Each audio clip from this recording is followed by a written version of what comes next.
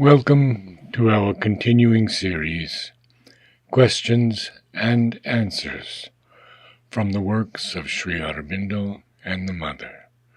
Today, Free Will, Part 2, from Sri Aurobindo.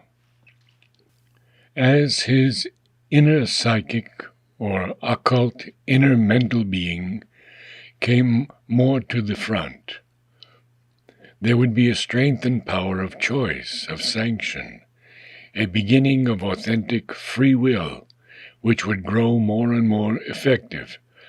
But this free will would be mostly in relation to his own workings of nature. It would mean only a freer, fuller, and more immediately perceptive control of the motions of his own being. Even there, it could not be at first completely free, so long as it was imprisoned in the limits created by its own formations, or combated by imperfection, due to a mixture of the old and the new consciousness. Still, there would be an increasing mastery and knowledge, and an opening to a higher being and a higher nature.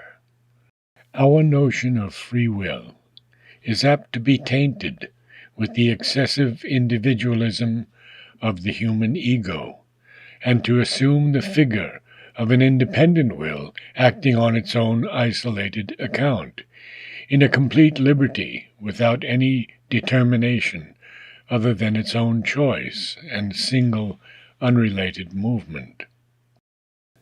Sri Aurobindo writes, I suppose I am silent, first, because I have no free will, and secondly, because I have no time. Less metaphysically and more yogically, there are periods when silence becomes imperative, because to throw oneself outward delays the work that has to be done. I suppose someday I will write about free will, but for the moment there is no effective will, free or otherwise, to do it. From the Mother. Mother takes up the translation of a text by Sri Aurobindo. This question of free will and determination is the most knotty of all metaphysical questions, and nobody has been able to solve it. For a good reason, that both destiny and will exist, and even a free will exists somewhere. The difficulty is only how to get at it and make it effective. Mother. That's perfectly true. It's perfectly true. It's again part of my present experience. It's as if, somewhere, I were suddenly told, but just say, I want this. Parentheses, but not with words. Words are a travesty. Then a little something in the being goes like this, a gesture of gathering, and there it is. And it's true, for the body. I don't mean thought or feelings. Once and for all, we are leaving all that aside. Only for the body, something that says, but you just have to say, I want this. This must be. Not with words. And something does indeed go like this.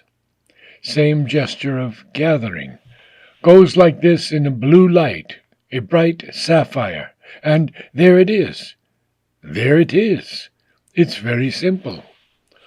Only one can't explain because one uses words that have another meaning. Saying, you just have to will would be nonsense. Strange.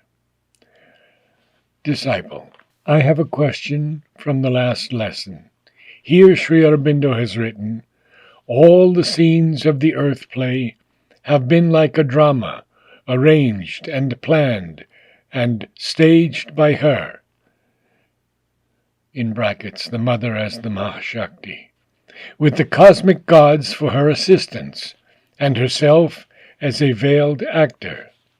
So this means that everything that happens here has already been staged on a higher plane? So everything is predestined, Mother?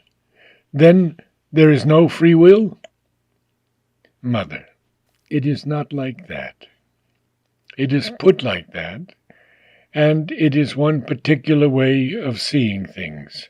But in fact it is, after a silence, it could be said with as much exactness that at each moment the entire universe is recreated, and both are equally true.